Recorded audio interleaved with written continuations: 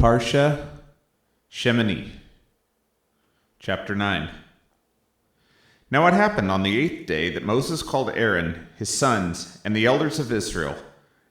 Then he said to Aaron, "Take a calf from the herd for a sin offering, and a ram for a burnt offering, both without blemish, and offer them before Adonai.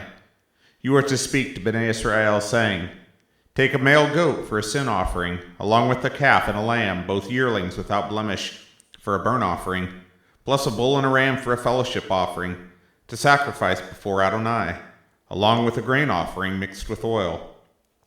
For today Adonai appears to you."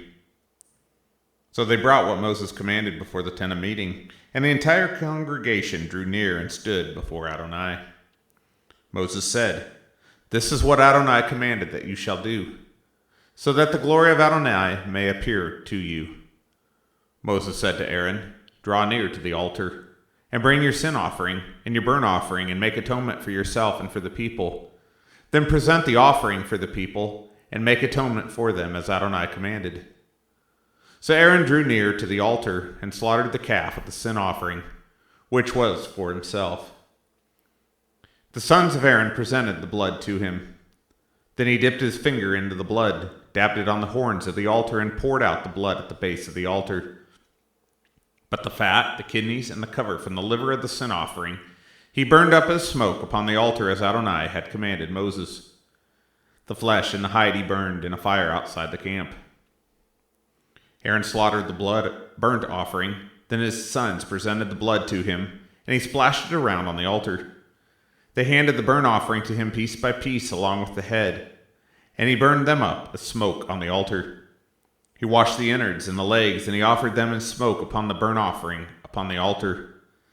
Then he presented the people's gift, took the goat of the sin offering, which is for the people, slaughtered it, and offered it for sin just like the first one. He presented the burnt offering and offered it according to the decree. Then Aaron presented the grain offering, filling his hand with some of it, and burning it up as smoke upon the altar along the burnt offering of the morning. He also slaughtered the bull and the ram as the sacrifice of fellowship offerings for the people. Then his sons brought him the blood, which he splashed around on the altar, as well as the fat from the bull and the ram, the fat tail, and the layer over the innards along with the kidneys and the covering of the liver. They put the fat upon the breasts, and he burned it upon the altar. But the breast and the right thigh Aaron waved for a wave offering before Adonai, as Moses had commanded. Then Aaron lifted up his hands toward the people and blessed them. Then he stepped down from presenting the sin offering, the burnt offering, and the fellowship offerings. Moses and Aaron then went back into the tent of meeting, and when they came back out and blessed the people, the glory of Adonai appeared to all the people. Fire came down from the presence of Adonai and devoured the burnt offering and the fat upon the altar. And when all the people saw it, they shouted and fell on their faces. Chapter 10. Now Aaron's sons, Nadab and Abihu, each took his own censer, put fire in it, laid incense over it, and offered unauthorized fire before Adonai, which he had not commanded them. So fire came out from the presence of Adonai and consumed them, so they died before Adonai. Then Moses said to Aaron, "This is what Adonai spoke of, saying, 'To those who are near me I will show myself holy. Upon the faces of all the people I will be glorified.'" Then Aaron kept silent. Then Moses called Mishael and Elzaphan, the sons of Aaron's uncle Uzziel, and said to them, "Come near, carry away your relatives away from the front of the sanctuary to outside of the camp."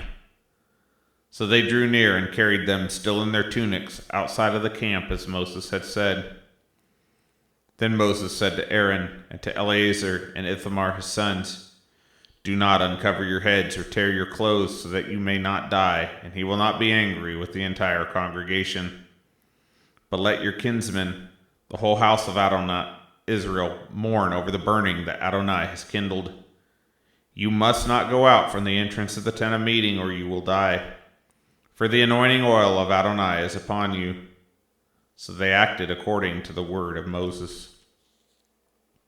Adonai spoke to Aaron, saying, Do not drink wine or fermented drink, neither you nor your sons with you, when you go into the tent of meeting, so that you do not die. This is to be a statute forever throughout your generations. You are to make a distinction between the holy and the common, and between the unclean and the clean. And you are to teach Bnei Israel all the statutes which Adonai has spoken to them through Moses. Moses spoke to Aaron and to Eleazar and Ithamar his surviving sons. Take the grain offering left over from Adonai's offerings by fire, and eat it without hametz beside the altar, for it is most holy.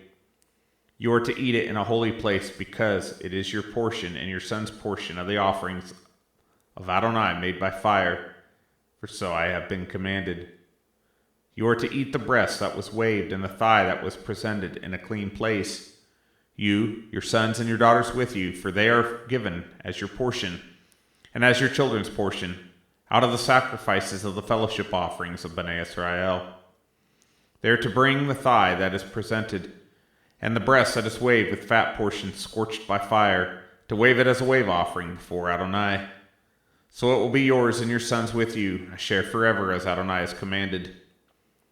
Then Moses searched carefully for the goat of the sin offering and noticed it had been burned up. So he snapped at Eleazar and Ithamar, the surviving sons of Aaron, saying, Why have you not eaten the sin offering in the place of the sanctuary, since it is most holy? And he gave it to you in order to bear the iniquity of the congregation, to make atonement for them before Adonai. Look, its blood was not brought into the inner part of the sanctuary. You certainly shall have eaten it in the sanctuary as I commanded. But Aaron said to Moses, Behold, today they presented their sin offering and their burnt offering before Adonai. When things like these have happened to me, would it have been good in the eyes of Adonai if I had eaten the sin offering today? And when Moses heard this, it was good in his eyes. Chapter 11. Adonai spoke to Moses and to Aaron, saying to them, Speak to Bnei Israel, saying, These are the living things which you may eat among all the animals that are on the earth. Whatever has a split, divided hoof, and chews cud among the animals, that you may eat. Nevertheless, you shall not eat of those that only chew cud, or have a split hoof. The camel, though it chews the cud, does not have a divided hoof. It's unclean to you. The coney, though it chews the cud and does not have a divided hoof, so it is unclean to you. The hare, though it chews the cud, does not split the hoof, so it's unclean to you. The pig, though it has a split divided hoof, does not chew cud, so it is unclean to you. You are not to eat meat from them, nor are you to touch their carcasses. They are unclean to you. From all that are in the waters, you may eat whatever has fins and scales. Within the waters, in the seas, and in the rivers, those you may eat. But anything that does not have fins and scales in the seas or the rivers, among those that swarm on the waters, or among any of the living creatures that are in the waters, they are loathsome to you. They are to be detestable to you. You shall not eat meat from them, and you shall detest their carcasses. Whatever has neither fins nor scales in the waters, that is a detestable thing unto you. Among the birds you shall detest the following. They are not to be eaten. They are loathsome: the eagle, the vulture, the black vulture, the red kite, any kind of black kite, any kind of raven, the horned owl, the screech owl, the gull, any kind of hawk, the little owl, the cormorant, the great owl, the white owl, the desert owl, the osprey, the stork, any kind of heron, the hoopoe, and the bat. All flying insects that walk on all fours are detestable to you. Yet you may eat from all winged creeping things that go on all fours, which have legs above their feet, with which to hop on the earth. You may eat from any kind of locust, any kind of katydid, any kind of cricket, and any kind of grasshopper. But all winged creeping things that have 4 feet are loathsome to you. Moreover, by these also you will become unclean. Whoever touches any of their carcasses shall be unclean until the evening. Whoever carries any part of their carcasses to wash his clothes, and will be unclean until the evening. Every animal with a separating hoof, but not a split, or does not chew cud, is unclean to you. Everyone who touches them will become unclean. So whatever moves on its paws among all animals that go on all fours is unclean to you. Whoever touches their carcasses will be unclean until the evening, and whoever carries their carcasses is to wash his clothes and will be unclean until the evening. They are unclean to you. Among the creeping things that creep on the earth, the following are unclean to you: the weasel, the rat, any kind of great lizard, the gecko, the monitor lizard, the wall lizard, the skink, and the chameleon. Among all that creep, these are the ones that are unclean to you. Whoever touches them when they are dead will be unclean until the evening. Whatever falls on them when they are dead will become unclean, whether it is any vessel of wood or clothing or skin or sackcloth. Whatever vessel it is with which any work is done, it must be put in water, and it will be unclean until the evening. Then it will be clean. Now if any of them falls into a clay pot, everything that's in it is unclean, and you are to break it. Any food that may be eaten but has water on it from such a pot will become unclean.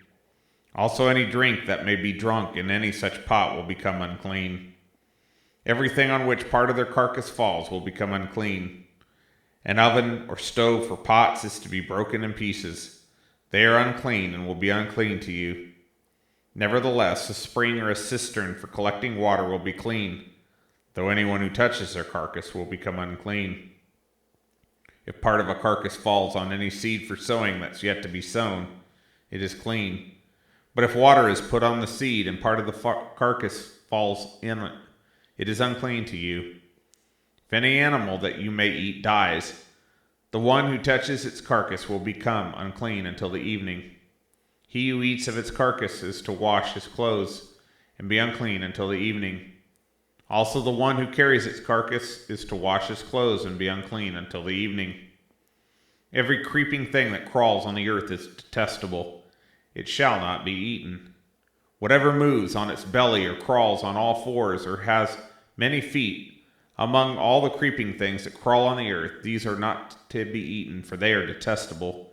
You are not to contaminate yourselves with any creeping thing that crawls, or make yourselves unclean with them or defiled by them. For I am Adonai your God. Therefore, sanctify yourselves and be holy, for I am holy. You are not to defile yourselves with any kind of creeping thing that moves on the earth.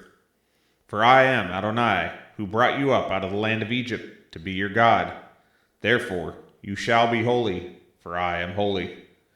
This is the Torah of the animal, the bird, every living creature that moves in the waters, and every creature that creeps on the earth, to make distinction between the unclean and the clean, between living things that may be eaten and the living thing that may not be eaten.